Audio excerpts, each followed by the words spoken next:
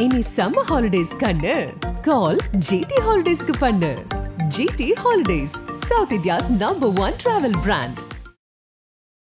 Renacon AAC Blocks. It saves 30% in steel, cement and labor cost. ஒவ்வொரு சதுர அடியிலும் சந்தோஷம். எல்லாமே உயிர் சுழற்சியில் எங்களோட அனுபவத்தில் இந்த விவசாயத்தில் பார்க்கும்போது ஒன்று சார்ந்து எதுவும் எதையும் டிஸ்டர்ப் பண்ணுறதில்ல.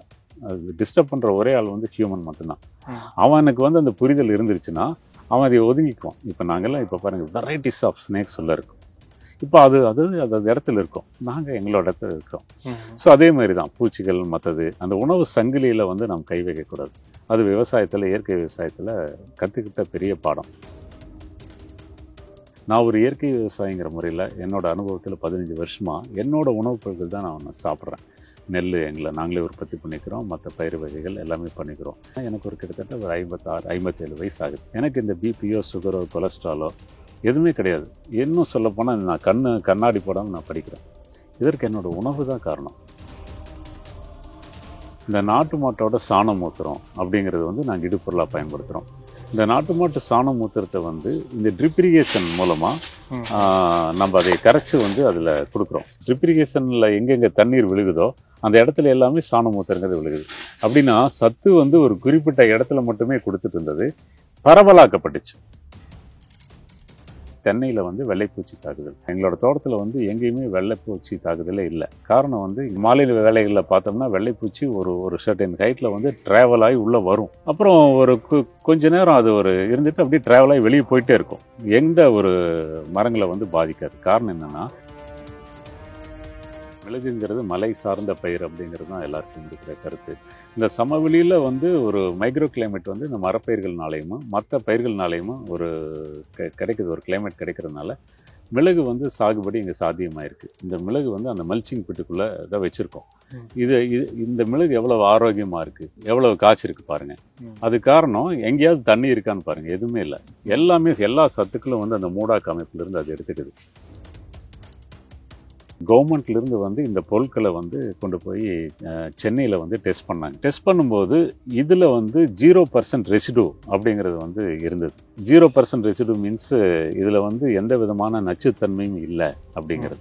அதற்காக வேண்டி தமிழக அரசு சார்பில் எங்களுக்கு ஒரு விருதும் கொடுத்தாங்க. ஆதன் தமிழ் நேயர்களுக்கு அன்பு வணக்கம். இது ஒரு முக்கியமான நேர்காணல். இந்த நேர்காணலில் நாம் ஒரு இயற்கை விவசாயியை சந்திக்க போகிறோம், அவரோட கலந்துரையாட போகிறோம். வணக்கம் சார். வணக்கம். உங்களை நீங்களே ஃபர்ஸ்ட் அறிமுகப்படுத்திக்கோங்க. பொள்ளாச்சியில் உங்களுக்கு பெரிய அறிமுகம் தேவையில்லை, இந்த இயற்கை விவசாயம் சம்பந்தமாக அவங்க எல்லாருக்கும் தெரியும். ஆனால் பொதுவாகவே உங்களுக்கு கொஞ்சம் அறிமுகப்படுத்திக்கோங்க நேயர்களுக்கு. சத்குரு சந்நிதி இயற்கை வேளாண் பண்ணை ஆனைமலை சார்பா அனைவருக்கும் வணக்கம். என்னோட பேர் வள்ளுவன். நான் இந்த பொள்ளாச்சி பகுதியில் 2009 இயற்கை விவசாயம் பண்ணிட்டு இருக்கேன்.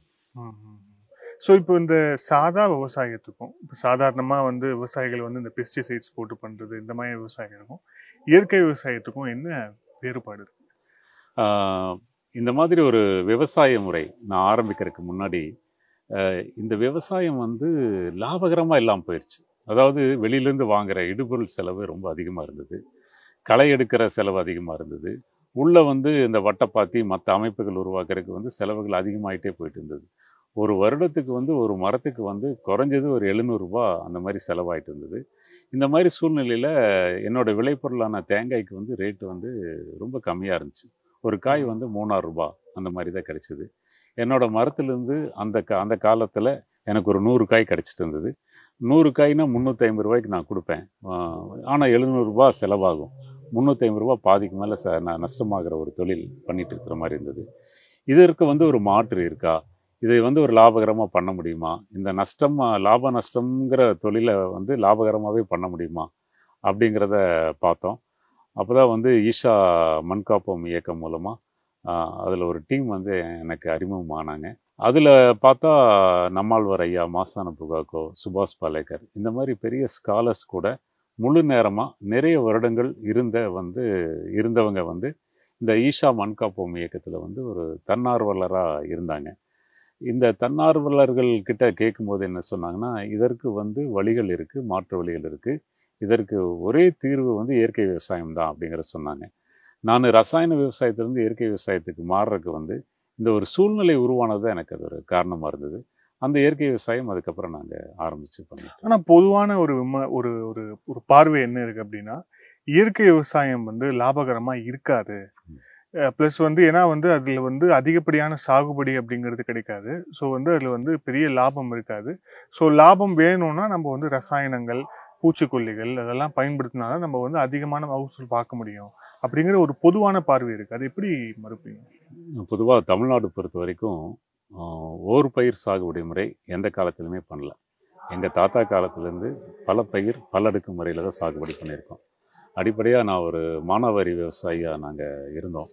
மானாவாரி விவசாயத்திலே வந்து ஒரு மஞ்சள் சோளம் போட்டோம்னாலும் கூட உள்ள ஊடு பயிராக வந்து நரிப்பயிறு, பாசிப்பயிறு, பச்சைப்பயிறு, துவரை, மொச்சை இதெல்லாமே போட்டு தான் மானாவாரி விவசாயம் பண்ணோம். இந்த மாதிரி பல பயிர்கள் பல அடுக்கு முறையில் சாகுபடியாக இருந்தது வந்து ஓர் பயிர் சாகுபடி முறையாக மாறிடுச்சு. இந்த ஓர் பயிர் சாகுபடி முறை எந்த மாதிரி விவசாயம் பண்ணாலும் சரி, அது இயற்கை விவசாயம் பண்ணாலும் சரி, ரசாயன விவசாயம் பண்ணாலும் சரி, அது வந்து கண்டிப்பாக லாபகரமாக இருக்காது. அந்த அடிப்படையில் தான் வந்து இந்த இயற்கை விவசாயம் அப்படிங்கிறது வந்து பொதுவாக வந்து நிறையா அவுட்டன் கிடைக்காது, நிறைய விளைபொருட்கள் வந்து கிடைக்காது அப்படிங்கிறது வந்து சொல்லுவாங்க. ஆனால் இந்த பல பயிர் சாகுபடி முறையில் மாறும்போது என்ன ஆகுதுன்னா, தமிழக பழமொழி தான், ஒரு மாடு உதைச்சாலும் ஒரு மாடு கறக்குங்கிறது. இந்த மாதிரி வந்து மல்டி கிராப் மல்டி டயர் போகும்போது என்னென்னா, ஒரு விளைபொருளுக்கு ரேட் இல்லைனாலும் இன்னொரு விளைபொருளுக்கு ரேட் இருக்கும். ஸோ அந்த மாதிரி அந்த முறை தான் வந்து இயற்கை விவசாய முறையில் கலந்து கொண்டு வர்றது தான் வந்து முக்கிய பணியாக இருக்குது. இல்லை, இப்போ நம்ம இப்போ உட்கார்ந்துட்டு இருக்க இந்த இடமே வந்து ஒரு தென்னை இடம். ஸோ வந்து ஆனால் வந்து அதுக்கு நடுவில் வந்து எவ்வளோ கேப் இருக்கும் அப்படின்னு எல்லாருமே பார்ப்போம். ஆனால் இங்கே வந்து நம்ம இந்த சூரிய நிழல் கூட படாமல் ஒரு கிட்டத்தட்ட ஒரு ஃபாரஸ்ட் மாதிரியான ஒரு சூழல் இருக்கு. இதோட கான்செப்ட் அப்படிங்கிறது என்ன? இந்த ஊர் பயிர் இதுக்கு நடுவில் வைக்கிறதுக்கான கான்செப்ட் என்ன? இது எந்த அளவுக்கு லாபகரமாக இருக்கு?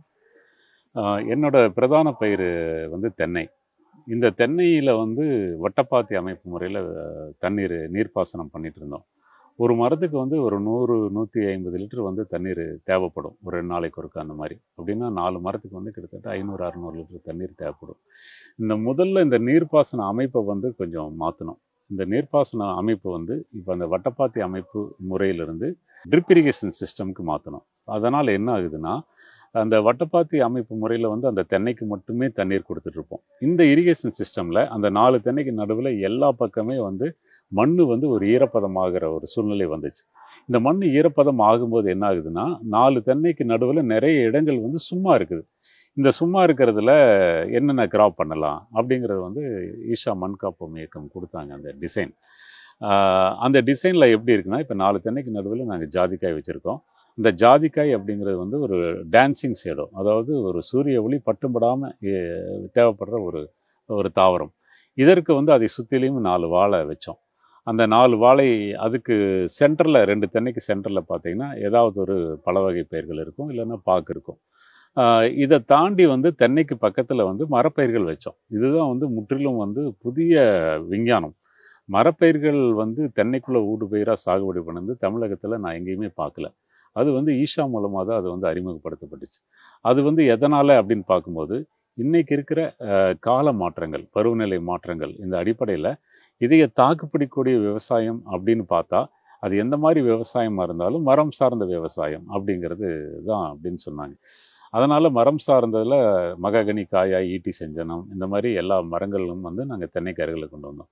இந்த பல வகை பயிர்கள் வந்து தென்னைக்குள்ளே நாங்கள் கொண்டு வந்ததுனால இப்போ ஒரு தென்னையிலிருந்து வருமானம் அப்படிங்கிறத தாண்டி ஜாதிக்காயிலிருந்து வருது, மிளகிலிருந்து வருது, கருகாப்பிலையிலிருந்து வருது, பாக்கிலிருந்து வருது, மற்ற சொன்ன நான் எல்லாத்துலேருந்துமே ஒரு வாழையிலிருந்து வருது.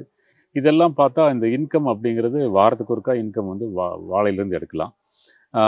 6 மாதத்துக்கு 2 இன்கம் வந்து ஜாதிக்காயிலிருந்து மிளகிலிருந்து எடுக்கலாம். பாக்கிலிருந்து வருஷத்துக்கு 2 தடவை எடுக்கலாம். இந்த மாதிரி வந்து தினசரி வருமானம், மாத வருமானம், வார வருமானம், வருடங்களுக்கு இருமுறை வருமானம் அப்படிங்கிறத இந்த தென்னைக்குள்ள வந்து பல பயிர் இதுல எது வந்து தினசரி, எது வந்து வாரம், எது வந்து மாதம், எது வருடம்? தினசரி அப்படிங்கிறது பார்த்தீங்கன்னா இது ஒருங்கிணைந்த பண்ணையம். இதில் நாங்கள் மாடு வளர்த்துறோம், கோழி வளர்த்துறோம். இதெல்லாமே பால் மூலமாக தினசரி வருமானம் வரும், கோழி மூலமாகவும் வருமானம் வரும். இந்த வாரத்துக்கு ஒருக்கா வருமானம் அப்படின்னு பார்த்தோம்னா வாரம் வந்து நம்ம வாழை வெட்டிக்கலாம். வாரம் வந்து ஒவ்வொரு வாழை விளைஞ்சி வரும், ஒரு இன்கம் வந்து கிடைக்கும். மாத வருமானம்னு பார்க்கும்போது இந்த மறுபடியும் வாழை எடுத்துக்கலாம், இல்லாட்டி மற்ற பயிர்கள் எடுத்துக்கலாம். அந்த 6 மாதத்துக்கு இருமுறை வருமானங்கிறது இந்த மிளகு மூலமாகவும் பாக்கு மூலமாகவும் ஜாதிக்காய் மூலமாகவும் வரும். ஸோ ஏதோ ஒரு வகையில் வந்து ஃபார்மருக்கு வந்து இன்கம்ங்கிறது வந்துகிட்டே இருக்கும். ஸோ இதுலேருந்து அந்த இன்கம்ங்கிறது ஃபுல் அண்ட் ஃபுல் ஜென்ரேட் ஆகிட்டு இதுலேருந்து இன்கம் வந்து எங்களுக்கு ரெகுலராக வந்துட்டுருக்கு. இதற்கான இடுபொருள் அப்படின்னு பார்த்தோம்னா இந்த ரசாயன விவசாயத்துக்கு மாற்றாக நாங்கள் முதல்ல கொண்டு வந்தது வந்து நாட்டு மாடு. இந்த நாட்டு மாட்டோட சாணம் மூத்திரம் அப்படிங்கிறது வந்து நாங்கள் இடுபொருளாக பயன்படுத்துகிறோம். இந்த நாட்டு மாட்டு சாணம் மூத்திரத்தை வந்து இந்த ட்ரிப் இரிகேஷன் மூலமாக நம்ம அதை கரைச்சி வந்து அதில் கொடுக்குறோம். கரைச்சி கொடுக்கும்போது என்ன ஆகுதுன்னா உங்களுக்கு அந்த ட்ரிப் இரிகேஷனில் எங்கெங்கே தண்ணீர் விழுகுதோ அந்த இடத்துல எல்லாமே சாணம் மூத்திரங்கிறது விழுகுது. அப்படின்னா சத்து வந்து ஒரு குறிப்பிட்ட இடத்துல மட்டுமே கொடுத்துட்டு இருந்தது பரவலாக்கப்பட்டுச்சு. மண்ணு பூரா பரவலாக்கப்படும் போது என்ன ஆகுதுன்னா இயல்பாகவே வந்து சத்து வந்து பரவலாக்கப்படும் போது அதை சார்ந்து இருக்கிற வேர்களோட உறிஞ்சும் தன்மை வந்து அது அதிகமான சத்துக்கள் வந்து அது எடுத்துக்குது. அப்படி அதிகமான சத்துக்கள் எடுக்க என்ன ஆகுதுன்னா குறைஞ்ச காய் அமைப்பு, எங்களுக்கு 100 காய் இருந்தது வந்து அதிகமாகிட்டே போச்சு. கொஞ்சம் கொஞ்சமாக அதிகமாகி எங்களுக்கு 4-5வது வருடத்தில் வந்து அந்த தேங்காயோட எண்ணிக்கை 150 அப்படின்னு ஆயிடுச்சு. எங்களோட தென்னை வந்து மேற்கு கடற்கரை நெட்டை நாட்டு ரகம் சார்ந்தது. ஸோ நாட்டு ரகம் சார்ந்த தென்னை வந்து அந்த மாதிரி ஒரு காப்பு அதிகமாகுதுன்னா அந்த அதுக்குண்டான நீர் சேகரிப்பு ஏரியாவை அதிகம் பண்ணியிருக்கோம், சத்துக்கள் வந்து அதிகம் பண்ணியிருக்கோம். வெறும் மாடுகள் வச்சு மட்டும்தான். வெறும் மாடுகள் மட்டும் வச்சு வேற எந்த ஒரு ரசாயனம் எதுவுமே ரசாயனம் அதாவது ஒரு பயிர்களுக்கு தேவையான சத்துக்கள் மண்ணிலிருந்து எடுக்குது. இப்போ அந்த மண்ணில் எந்த விதமான சத்துக்கள் அந்த பயிர்கள் எடுக்குதோ அந்த பயிர்களுக்குள்ள அதே சத்துக்கள் தான் இருக்கும். உதாரணத்துக்கு தென்னையிலிருந்து மட்டை சோகை, இது பாலப்பன்னாடை, இது எல்லாமே இப்போ மண்ணிலேருந்து எந்த மாதிரி சத்துக்கள் எடுக்குதோ அந்த இலைதலைகள் வழியாக அது சேமித்து வச்சுக்குது. மறுபடியும் அது ஒரு குறிப்பிட்ட காலத்துக்கு அப்புறம் கீழே விழுகுது. அதையே வந்து நாங்கள் மறுசுழற்சி அடிப்படையில் இதையை வந்து நாங்கள் பயன்படுத்துகிறோம். மரங்கள்லேருந்து, அதாவது தாவரங்கள்லேருந்து எந்த விதமான கழிவுகள் வந்தாலும் அதை வந்து ஒரு மூடாக்கு அமைப்பாக பயன்படுத்துகிறோம். இது போக வந்து நாங்கள் வச்சுருக்கிற இந்த மரப்பயிர்கள் மூலமாக என்ன ஆகுதுன்னா இந்த மாதிரி ஒரு கோடை காலத்தில் பூமி பூரா வந்து ஒரு இலை உதிர்ந்துட்டே இருக்கும். ஸோ மூடாக்கு அமைப்பு தொடர்ந்து இருக்கிறது. இது வந்து பூமி மேலே விழுகிறத வந்து டெட் மல்ச்னு சொல்லுவாங்க. லைவ் மல்ச்சுங்கிறது கொஞ்சமாக மினிமமாக இருக்கிற கலைகள் வந்து லைவ் மல்ச், அது மேலே டெட் மல்ச் விழுகுது. மூடாக்கு அமைப்பு இருக்குது. இதை தாண்டி வந்து விலங்கு கழிவுகள் அப்படிங்கிறது வந்து பசுமாட்டிலிருந்து வர சாணம் மூத்திரம், தொடர்ந்து சாணம் ஊற்றுறோம். இந்த தாவர கழிவுகள், விலங்கு கழிவுகள் இதோட தொடர்ந்து வந்து இந்த மண்ணில் விழுந்துட்டே இருக்கும்போது என்ன ஆகுதுன்னா உங்களுக்கு தாவரங்களுக்கு தேவையான சத்துக்கள் வந்து அது கொடுக்குது, அது எடுத்துக்குது. ஸோ அதே கொடுக்குது, அதே எடுத்துக்குது. அது போக சூரிய வெளிச்சம், முக்கியமாக வந்து அந்த சூரிய வெளிச்சத்துக்கு உண்டான டிசைன் தான் வந்து இதுக்குள்ளே பண்ணியிருக்கோம். 4 தென்னைக்கு நடுவில் ஒவ்வொரு கிராப்புக்கும் வந்து சூரிய வெளிச்சம் எந்த மாதிரி வேணும் அப்படிங்கிறது ஒவ்வொரு கிராப்புக்கும் அதோட கேனாபி பொறுத்து இருக்குது, தாவரங்கள் பொறுத்து இருக்குது. அந்த மாதிரி ஒரு டிசைனை வந்து உள்ளே பண்ணினதுனால தொடர்ந்து இந்த மாதிரி சத்துக்களும் அந்த சூரிய வெளிச்சம் எடுத்துட்டு இது எல்லாமே சேர்ந்து ஒரு சூழ்நிலையை உருவாக்கிடுச்சு. அதனால் வெளியிலிருந்து எந்த விதமான இடுபொருள்கள் தேவையில்லை. மறுசுழற்சி அடிப்படையில் தொடர்ந்து இது நடந்துச்சு. விவசாயிகளுக்கு 2 விஷயம் ரொம்ப ஒரு நெருக்கடியாக இருக்கும். ஒன்று வந்து இந்த பூச்சி, இன்னொன்று வந்து தண்ணியோடைய தேவை. அதிகப்படியான தண்ணி வந்து பயன்படுத்துவாங்க. அதே மாதிரி பூச்சியும் வந்து ரொம்ப பிரச்சனை பண்ணும். அதுக்காக தான் பெஸ்டிசைட்ஸு, பூச்சிக்கொல்லி அதிகப்படியாக பயன்படுத்துறது, அந்த விஷயங்கள்லாம் நடக்கும். ஸோ இப்போ இது ரெண்டுமே இந்த நேச்சுரல் ஃபார்மிங், இந்த இயற்கை விவசாயத்தில் இது ரெண்டும் எப்படி வந்து சமாளிக்கப்படுது? இப்போ நீங்கள் வந்து ஒரு கடுமையான கோடை காலத்தில் வந்திருக்கீங்க. இப்போ இந்த ஊரோட டெம்பரேச்சரே 40 டிகிரிக்கு மேலே இருக்குது, 43 டிகிரி போயிடுச்சு. இந்த மாதிரி சூழ்நிலையில் கிரவுண்ட் வாட்டரும் கீழே போயிடுச்சு. கிரவுண்ட் வாட்டரும் கிடையாது, மினிமம் வாட்டர் இருக்கிற. மினிமம் வாட்டரில் சர்வைவல்ங்கிறது மிகப்பெரிய பிரச்சனையாக இருக்கும். ஆனால் நீங்கள் வந்து பூமியில் எங்களோட தோட்டத்தில் பார்க்குறீங்க, அந்த மினிமம் வாட்டரில் வந்து நாங்கள் சர்வைவல்ங்கிறது பிரமாதமாக நடந்துட்டு இருக்குது. இது எப்படின்னா சூரிய வெளிச்சம் வந்து பூமி மேலே பட்டுச்சுன்னா அதில் இருக்கிற தண்ணீர் வந்து நீர் ஆவியாயிரும். ஆனால் இந்த மாதிரி ஒரு மூடாக்கு அமைப்பும் அந்த சூரிய வெளிச்சம் படாத மாதிரி தாவரங்களோட அமைப்பும் இருக்கும்போது நீங்கள் சன்லைட்டே வந்து எங்கள் பூமியில் டச் ஆகாது. அப்போ என்ன ஆகுதுன்னா ஒரு டெய்லியுமே கொடுக்க வேண்டிய தண்ணி ஒரு வாரத்துக்கு ஒருக்கா கொடுத்தீங்கனாலும் கூட அதை அப்படியே காப்பாற்றிக்கும். ஸோ அந்த அமைப்பு இருக்குது. அதனால் வந்து நீர் தேவை மிக மிக கம்மியாக இருந்தாலே போதுமானதாக இருக்குது. பூச்சிகள் பொறுத்த வரைக்கும் இப்போ இதே தான் நான் முதல்ல சொன்னபடி மோனோகிராப்பிங், அதாவது ஓர் பயிர் சாகுபடி முறையில் வந்து பூச்சி தாக்குதல் அதிகமாக இருக்கும். என்னென்னா பூச்சிகளுக்கு வந்து நுகரும் தன்மை தான் அதிகம். ஒரு வாசத்தை இப்போ ஒரு ஹியூமன் இப்போ இப்போ இதில் வந்து கொசு கடிக்குது அப்படின்னா இந்த மனித வாசங்கள் வச்சு தான் வரும். இப்போ இதே இதில் வந்து மேலே வந்து நம்ம ஒரு கோகோனட் ஆயில் தடவிட்டோம்னா அது வந்து ஜஸ்ட் கன்ஃபியூஸ் ஆகிக்கும், குழப்பமாயிக்கும் அந்த பூச்சி.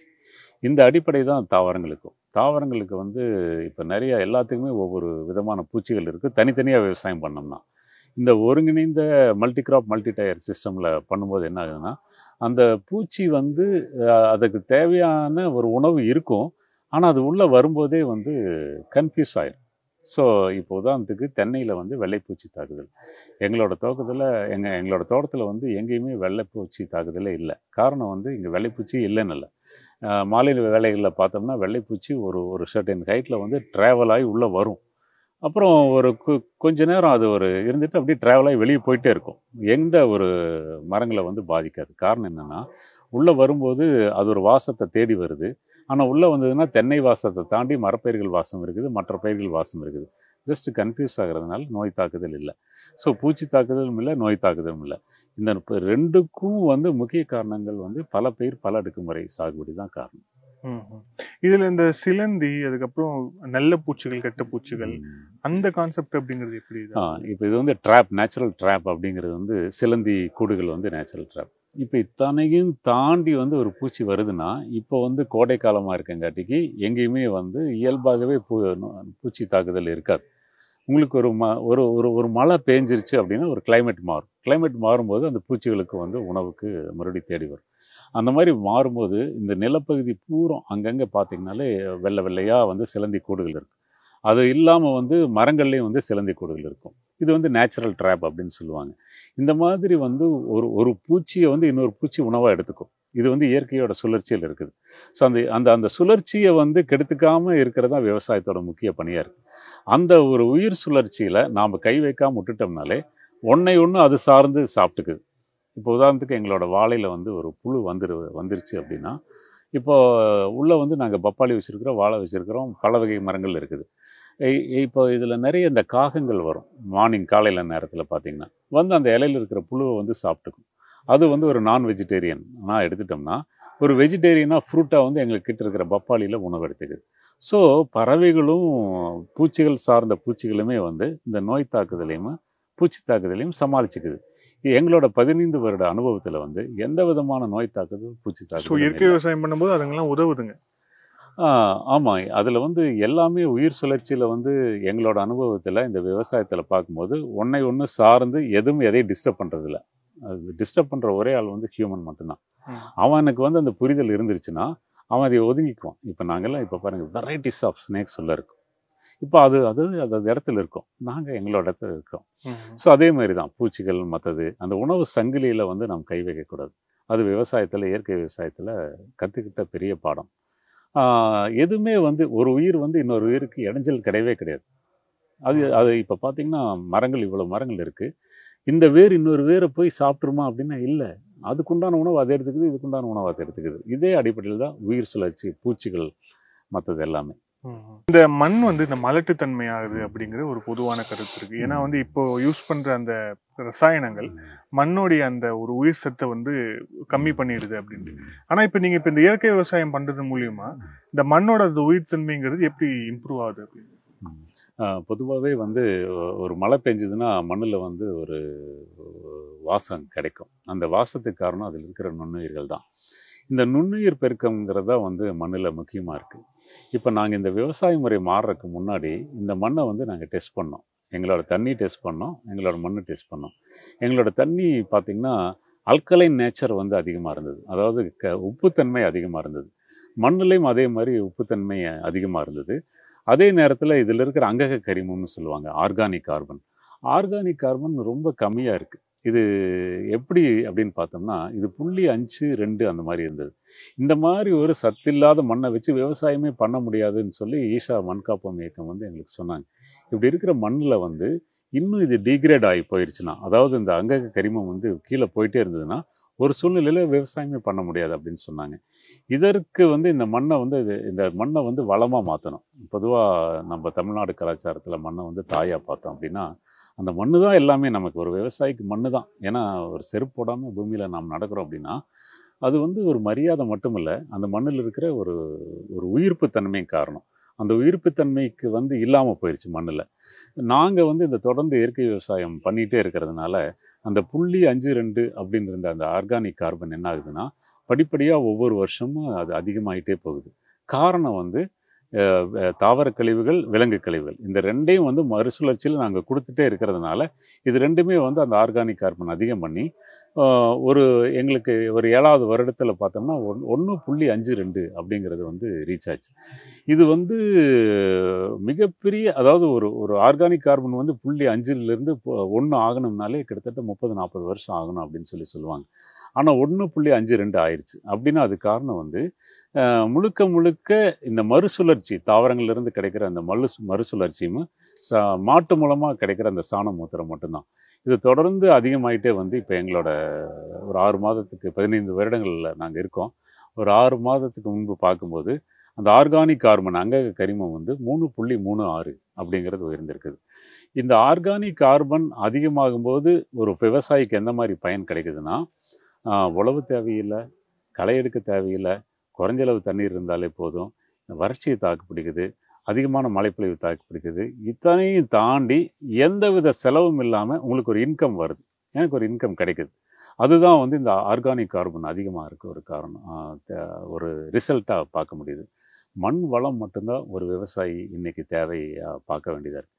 இந்த மண் வளத்தை அதிகப்படுத்துறதுக்கு எந்த விதமான விஞ்ஞானம் இருக்கோ அதை நாம் பண்ணோம்னா ஒரு லாபகரமான தொழிலாக விவசாயத்தை மாற்றிட முடியும். இப்போ இந்த மண் வளம் உயர்றது மூலிமா இதில் இருக்கக்கூடிய பயிர்கள், இதில் இருக்கக்கூடிய நம்ம உற்பத்தி பண்ணுற பொருட்களுடைய அதோட சத்தும் அதிகரிக்குதா? இப்போ உதாரணத்துக்கு இப்போ எங்களோட பொருள், நாங்கள் எங்களோட ஃபார்ம் வந்து தமிழ்நாடு அரசோட ஆர்கானிக் சர்டிஃபிகேஷன் 15 வருஷமாக இருக்குது. இந்த ஆர்கானிக் சர்டிஃபிகேஷன் டிபார்ட்மெண்ட்லேருந்து ஒவ்வொரு வருடங்கள் வந்து பரிசோதனை பண்ணுவாங்க, அவங்க சர்டிஃபிகேட் கொடுப்பாங்க. அந்த அடிப்படையில் கவர்மெண்ட்லேருந்து வந்து இந்த பொருட்களை வந்து கொண்டு போய் சென்னையில் வந்து டெஸ்ட் பண்ணாங்க. டெஸ்ட் பண்ணும்போது இதில் வந்து 0% ரெசிடு அப்படிங்கிறது வந்து இருந்தது. அதற்காக வேண்டி தமிழக அரசு சார்பில் எங்களுக்கு ஒரு விருதும் கொடுத்தாங்க. 0% ரெசிடு மீன்ஸ் இதில் வந்து எந்த விதமான நச்சுத்தன்மையும் இல்லை அப்படிங்கிறது. இதில் அதாவது அலோவபிளே வந்து 0.001% வந்து இருக்கலாம் அப்படிங்கிறதும் சொல்கிறாங்க. பட் எங்களுக்கு ஆல் 0 வருது. அந்த மாதிரி ஒரு நச்சுத்தன்மை இல்லாத ஒரு பொருள் தான் வந்து இனி வந்து வேணும். ஏன்னா நச்சுத்தன்மை இருக்கிறதுனால தான் பொருட்களில் நமக்கு நிறைய நோய்கள் வருது. இனி வந்து இந்த உணவுங்கிறது வந்து ஒரு நஞ்சில்லாத உணவு கிடைக்கும் போது என்ன ஆகுதுன்னா, இயல்பாகவே வந்து ஒரு ஆரோக்கியமான ஒரு உடல் கிடைக்குது. நான் ஒரு இயற்கை விவசாயிங்கிற முறையில் என்னோட அனுபவத்தில் 15 வருஷமாக என்னோட உணவுப் பொருட்கள் தான் நான் சாப்பிட்றேன். நெல் நாங்களே உற்பத்தி பண்ணிக்கிறோம், மற்ற பயிர் வகைகள் எல்லாமே பண்ணிக்கிறோம். இதனால் ஒரு விவசாயிக்கு உடல் ரீதியான என்ன ஒரு பெனிஃபிட்னு பார்த்தீங்கன்னா, எனக்கு ஒரு கிட்டத்தட்ட ஒரு 56-57 வயசு ஆகுது. எனக்கு இந்த பிபியோ, சுகரோ, கொலஸ்ட்ராலோ எதுவுமே கிடையாது. இன்னும் சொல்லப்போனால் நான் கண்ணாடி போடாமல் நான் படிக்கிறேன். இதற்கு என்னோட உணவு தான் காரணம். நான் உற்பத்தி பண்ணுற உணவு வந்து நஞ்சு இல்லாமல் இருக்குது, அதுதான் காரணமாக இருக்குது. இதில் இப்போ அடுத்த கட்டமாக யங்ஸ்டர்ஸ் வந்து இதை வந்து இப்போது நிறைய பேருக்கு வந்து இதை தொழில் முனைவோராக ஆகணும்னு ஆசைப்பட்றாங்க. இப்போ அந்த மாதிரி ஆளுங்களுக்கு வந்து இந்த மாதிரி ஒரு சின்ன லெவலில் ஒரு ஃபார்ம் பண்ணணும் அப்படின்னா அது அவங்களுக்கு வந்து ஃபீஸிபிளான விஷயமா? இது மூலிமா அவங்க எவ்வளோ வருமானத்தை ஆண்டுக்கு வந்து ஈட்ட முடியும்? பொதுவாக ஒரு காலகட்டத்தில் எல்லாருமே படிச்சுட்டு வேலைக்கு போயிட்டாங்க. விவசாயம்ங்கிறது வந்து நஷ்டமாயிட்டு இருந்ததுனால தான் எல்லாருமே வேலைக்கு போயிட்டாங்க. ஆனால் படிப்பு இருந்தது, விவசாயம் லாபகரமாக இருந்ததுன்னா யாரும் வெளியில் போயிருக்க மாட்டாங்க. ஒரு இளைஞர் ஒரு குடும்பத்துக்கு ஒரு மினிமமாக ஒரு நல்ல ஒரு வாழ்க்கை வாழ முடியும் அப்படின்னா ஒரு 5 ஏக்கர் விவசாயத்தில் இந்த இயற்கை விவசாயம் பண்ணாங்கன்னா வெளியில் போய் சம்பாதிக்கிற அளவுக்கு இங்கே கிடைக்கும். ஆரோக்கியமான உடலும் இருக்கும். இப்போ இந்த மாதிரி ஒரு விவசாய முறைக்கு வந்து இளைஞர்கள் வரும்போது மட்டும்தான் விவசாயம் வந்து சக்ஸஸ்ஃபுல்லாக எடுத்து போக முடியும். அதே நேரத்தில் அவங்க வாழ்க்கை சூழ்நிலை மாறும். இன்றைக்கி வந்து நிறைய இளைஞர்கள் வர்றாங்க, இந்த விவசாய முறையை பார்க்குறாங்க. அவங்க வந்து இந்த மாதிரி ஒரு முறைக்கு போகிறாங்க. அவங்க எந்த மாதிரி படிச்சிருந்தாலும் சரி, அந்த படிப்புக்கு உண்டான வேலைன்னு இல்லாமல் விவசாயத்தை ஆரோக்கியமாக பார்க்குறாங்க. இல்லை இப்போ ஒரு ஆனம் ஐடியில் ஒருத்தர் ஒர்க் பண்ணுறாருன்னா இப்போ ஒரு ஆனம் வந்து 12 லட்சம் 13 லட்சம் அவர் சம்பாதிக்கிறாரு. அதுக்கு சமமான ஒரு ஊதியத்தை வந்து இந்த இயற்கை விவசாயம் தருமா அவருக்கு? வருஷத்துக்கு 12 லட்சம் அந்த மாதிரி. இப்போ நான் ஒரு இயற்கை விவசாயி, நான் 350 ரூபா நஷ்டமாயிருச்சுன்னு நான் சொன்னேன். இப்போ என்னோட லேண்டில் என்னோட பூமியிலிருந்து நான் மிக குறைஞ்ச அளவில் வருஷத்துக்கு வந்து 2 லட்ச ரூபா ஒரு ஏக்கருக்கு நான் எடுக்கிறேன். இந்த மாதிரி அமைப்பில் இந்த மாதிரி பயிர்கள் பண்ணும்போது நான் இந்த பூமி ஒரு 7.5 ஏக்கர் பூமியில் வச்சுட்டிங்கனாலும் ஒரு 15 லட்ச ரூபா வருது. ஒரு ஐடி ஃபீல்டை விட ஒரு விவசாயி நல்லா தான் இருக்கேன். வெளியில் எங்கேயுமே நான் போக வேண்டியதில்லை. நீங்கள் 15 லட்ச ரூபா ஐடி ஃபீல்டுலேருந்து ஒருத்தர் சம்பளம் வாங்கினாலும் நீங்கள் டேக்ஸ் எவ்வளவு போகும், நீங்கள் காருக்கு எவ்வளோ செலவு பண்ணணும், எவ்வளோ அலைச்சல், அவர் எவ்வளோ தூக்கம் கிடணும், அதையெல்லாம் தாண்டி தான் அவருக்கு இன்கம் வருது. சேமிப்புன்னு பார்த்தா பட் நான் ஒரு விவசாயி, நான் காட்டுட்டு வெளியே போக வேண்டியதில்லை, இங்கேயே உட்காந்துக்கலாம், எந்த செலவு கிடையாது. காலையில் நிம்மதியாக தூங்கி நிம்மதியாக எழுந்திரிச்சு விவசாயம் பார்த்தோன்னா போதும். எனக்கு வர்ற இன்கம்க்கு டேக்ஸ் கிடையாது, எனக்கு அப்படியே சேவிங்ஸ். ஸோ நான் தோட்டத்தில் இருக்கும்போது எனக்கு செலவுங்கிறதே இல்லை. ஸோ விவசாயி பெருசாக ஐடியில் இருக்கிறவங்க பெருசான்னு நீங்கள் ஒரு கம்பேரிசன் போட்டிங்கன்னா இன்றைக்கி விவசாயி தான் பெருசாக இருக்காங்க. இந்த மாதிரி விவசாய முறையில் விவசாயம் பண்ணும்போது நிம்மதியாக பண்ணலாம். உங்க ஃபார்ம்ல வந்து இந்த மிளகு வந்து ஊடு பயிரா பார்த்தோம். இது வந்து மோஸ்ட்லி வந்து இந்த வயநாடு, இந்த மலை பிரதேசங்கள்ல ரொம்ப குளுமையான பகுதியில தான் இந்த பயிர் வந்து ஜாஸ்தியா பார்ப்போம். ஆனா இது இப்போ இங்க விளையுதுன்னா இதுக்கான காரணம் என்ன? இதுக்கான தட்பவெப்ப சூழலை எப்படி உருவாக்குனீங்க? பொதுவாக வந்து மிளகுங்கிறது மலை சார்ந்த பயிர் அப்படிங்கிறது தான் எல்லாருக்கும் இருக்கிற கருத்து. அந்த மலை சார்ந்த பயிராக இருந்தாலும் அதுக்கு வந்து ஒரு இதமான தட்பவெப்பநிலை இருக்கிறனால தான் மலையில் வருது. அதுக்குண்டான மைக்ரோ கிளைமேட்டை வந்து நாம் சமவெளியில் உருவாக்க முடியுங்கிறது தான் எங்களோட விவசாயத்தில் பார்த்துருக்கோம். இந்த சமவெளியில் வந்து ஒரு மைக்ரோ கிளைமேட் வந்து இந்த மரப்பயிர்கள்னாலேயும் மற்ற பயிர்கள்னாலேயும் ஒரு கிடைக்குது, ஒரு கிளைமேட் கிடைக்கிறதுனால மிளகு வந்து சாகுபடி இங்கே சாத்தியமாயிருக்கு. அதே நேரத்தில் வந்து இந்த மண் வளமாக இருக்குது. மண் வளம் வந்து அதிகமானதுனால இந்த மிளகுக்குன்னு பார்த்தீங்கன்னா எந்த விதமான செலவுகள் நான் கொடுக்கறதில்ல. இந்த மிளகு வந்து அந்த மல்ச்சிங் பிட்டுக்குள்ளே தான் வச்சுருக்கோம். இந்த மிளகு எவ்வளோ ஆரோக்கியமாக இருக்குது, எவ்வளோ காய்ச்சிருக்கு பாருங்கள். அது காரணம் எங்கேயாவது தண்ணி இருக்கான்னு பாருங்கள், எதுவுமே இல்லை. எல்லா சத்துக்களும் வந்து அந்த மூடாக்கு அமைப்பிலிருந்து அது எடுத்துக்குது. ஸோ வேறு எந்த விதமான நோய் தாக்குதல் கிடையாது, மெயின்டெனன்ஸ் கிடையாது, லேபர் கிடையாது. இப்போ ஒரு மிளகு வந்து பறிக்கலாம், நீங்கள் ஏணி வச்சு பறிச்சுக்கலாம். அதே நேரத்தில் வந்து நீங்கள் பறிக்காமையே விட்டுட்டிங்கனால அந்த மிளகு வந்து கீழே வந்துடும்.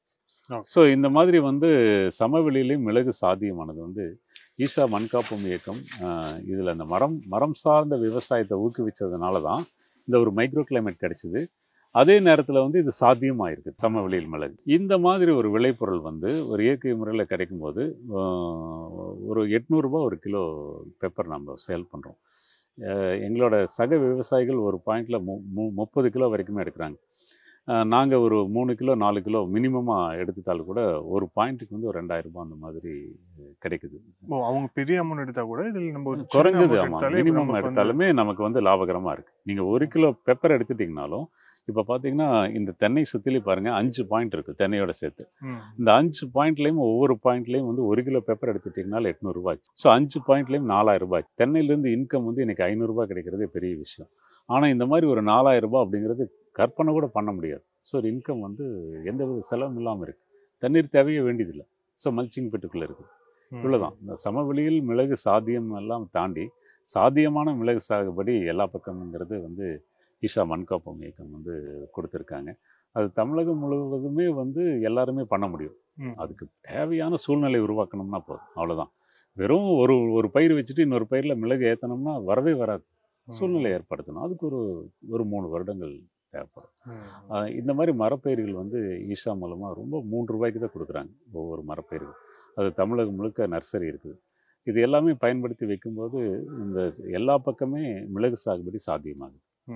இதுல இங்க சுற்றுவட்டாரத்துல வந்து விசாரிக்கும் போது இங்க இருக்கக்கூடிய அந்த இயற்கை சூழல் இருக்குல்ல, குறிப்பா இந்த டெம்பரேச்சர், அப்புறம் இங்க பெய்யக்கூடிய ரெயின்ஃபால், அதெல்லாம் ரொம்ப யூனிக்கா இருக்கு. அதுவும் குறிப்பா உங்க ஃபார்ம் சுத்தின அது என்ன? அப்படிதான் மலை சார்ந்த விவசாயமா மிளகு சாகுபடி இருந்தது. இங்க எங்க ஏரியா வந்து தென்மேற்கு பருவமழை இருக்குது, சம்டைம்ஸ் வடகிழக்கு பருவமழையும் இருக்குது. இருந்தாலுமே இப்ப எங்களோட சக விவசாயிகள், அதாவது ஈஷா மண்காப்பம் இயக்கம் இருக்கிற தமிழகம் முழுக்க இருக்கிற சக விவசாயிகள் புதுக்கோட்டை, மயிலாடுதுறை இந்த மாதிரி பகுதிகளிலையும் மிளகு சாகுபடி பண்ணிட்டு இருக்காங்க. கடற்கரை ஒட்டி இருக்கிற புதுக்கோட்டை மாவட்டத்திலையும் எங்களோட விவசாயிகள் வந்து பண்ணிட்டு இருக்காங்க.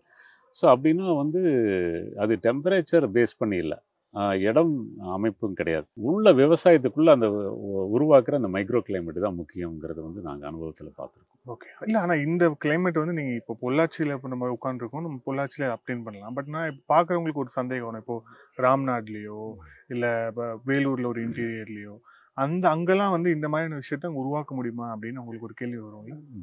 அதை உருவாக்க முடியுங்கிறத மற்ற பகுதியிலேயே பார்த்துருக்குறோம். இப்போ இந்த இடத்துலையே நீங்கள் இப்போ இன்றைக்கி இருக்கிற சூழ்நிலையில் டெம்பரேச்சர் வந்து 40 டிகிரிக்கு மேலே போயிடுச்சு. கிட்டத்தட்ட 43 டிகிரி நாங்கள் ஃபேஸ் பண்ணிட்டோம். ஒரு காலகட்டங்களில் நம்மாழ்வாரையா சொன்னாங்க, இந்த கிளைமேட் சேஞ்சு, பருவநிலை மாற்றங்கள், எல்னினோ இதெல்லாம் சொல்லும்போது இது ஏதோ ஆப்பிரிக்கன் கண்ட்ரியில் வரும், நைஜீரியாவில் வரும், ஜிம்பாவேல வரும்னு நாங்கள்லாம் கற்பனை பண்ணிட்டு இருந்தோம். இன்றைக்கி இந்த டெம்பரேச்சர் இருக்குது. இப்போ நம்ம உட்காந்து பேசிகிட்டு இருக்கிறோம், எபோவ் 40 டிகிரி டெம்பரேச்சர் இருக்குது. இந்த மாதிரி பருவநிலை மாற்றங்கள் வந்து எல்லாருக்குமே பொதுவாக தான் இருக்குது. இப்போ தமிழ்நாடு முழுக்கவே வந்து டெம்பரேச்சர் அதிகமாக தான் இருக்குது. அது ஆனைமலை பகுதியிலையும் ஒரே மாதிரி தான் இருக்குது. இப்போ அதனாலேயும் அந்த இடத்துல அந்த மாதிரி ஒரு சூழ்நிலையிலையும் இந்த மாதிரி ஒரு டெம்பரேச்சர்லேயும் பார்த்தாருனாலும் இந்த மரம் சார்ந்த இயற்கை விவசாயம் மட்டும்தான் வந்து இதுதான் வந்து ஒரு ஃபைனலாக விவசாயத்தை காப்பாற்ற முடியும் அப்படிங்கிறது இந்த மரம் சார்ந்த இயற்கை விவசாயம் மூலமாக தான் தெரியுதுங்க.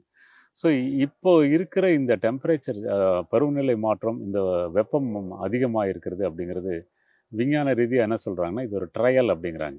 ஸோ இதை விட இன்னும் அதிகமாகும் அப்படிங்கிறாங்க. எவ்வளவு அதிகமாகும்னு தெரியாது. ஆனால் நம்ம வந்து இவ்வளோ ஒரு வெயிலில் நாம் இருக்கோம், எங்கள் தோப்புக்குள்ளே நீங்கள் இருக்கீங்க. இந்த இடம் எப்படி இருக்குன்னா, அந்த டெம்பரேச்சர் வந்து ஒரு பிலோ 30 டிகிரியில் தான் நீங்கள் ஃபீல் பண்ண முடியும். இதை உருவாக்கணும் நாம் தான், விவசாயத்தில் தான் அது உருவாக்க முடியும். இந்த மாதிரி மரம் சார்ந்த விவசாயம் எல்லா பகுதியிலையுமே வந்து பண்ணும்போது என்ன ஆகுதுன்னா, இயல்பாகவே வந்து நமக்கு அந்த 33% ட்ரீ கவர் அப்படிம்பாங்க. 33% ட்ரீ கவர் இருந்தால் மட்டும்தான் வந்து அந்த கிளைமேட் சேஞ்ச் இந்த பாதிப்புலேருந்து தப்பிச்சிக்க முடியணும். ஆனால் தமிழ்நாட்டில் 21% அவ்வளோதான் இருக்குதுன்னு சொல்கிறாங்க. இந்த பொதுவெளிகளில் வைக்கிற மரங்களாகட்டும் மற்றதெல்லாம் வந்து அந்த சர்வைவல் வந்து 10% தான் இருக்குதுன்னு சொல்கிறாங்க. ஆனால் எங்களை மாதிரி விவசாயிகள் இதை நாங்கள் வளர்த்தி கொடுக்கும்போது என்ன ஆகுதுன்னா, எங்களுக்கும் ஒவ்வொரு மரப்பயிர்கள் மூலமாகவும் வந்து ஒரு இன்கம் கிடைக்குது. ஒரு 10-15 வருஷம் கழித்து வெட்டி விற்றோம்னா ஒரு மரம் இன்றைக்கி இருக்கிற ரேட்டுக்கு 50,000 ரூபாய்க்கு போகுதுங்கிறாங்க. நான் 10,000 மரம் வச்சுருக்கேன், விதவிதமான மரங்கள் வச்சுருக்குறோம். நீங்கள் கால்குலேட் பண்ணி பார்த்துக்கலாம். அந்த மரம் சும்மா வச்சுட்ருக்கல நாங்கள், அது எதுவுமே நாங்கள் செலவு பண்ணல. அதே நேரத்தில் இப்போ அந்த மரத்துலேருந்து நாங்கள் மிளகும் எடுத்துகிட்ருக்குறோம். ஸோ இன்கம் வருது. ஃப்யூச்சரில் ஒரு விவசாயிக்கு ஒரு இன்சூரன்ஸாகவும் இருக்குது, பென்ஷனாகவும் கிடைக்குது. அதே நேரத்தில் வந்து சொசைட்டிக்கு அது சப்போர்ட் பண்ணுது. 33% ட்ரீ கவருக்கு வந்து அது இயல்பாகவே போகுது. இதுதான் வந்து நம்ம நாட்டுக்கு ஒரே சொல்யூஷன். எல்லா விவசாயிகள் மரம் சார்ந்த விவசாயத்துக்கு போயிட்டாங்கன்னா 33% ட்ரீ கவர் வந்து நம்ம எஜுகேட் பண்ண வேண்டியதில்லை, நம்ம அதை தாண்டி போயிடுவோம். அப்படி தாண்டி போகும்போது தான் வந்து மாதம் மும்மாரி பொழியறதுக்கு ஒரு வாய்ப்பு இருக்கும். இந்த ஒரு சூழ்நிலையை மாற்றுறதுக்கு உண்டான வாய்ப்பு வந்து இதில் இருக்குது. நன்றி சார். பல்வேறு கேள்விகள் வச்சுங்க. Thank you sir. Thank you so much. நன்றி, வணக்கம்.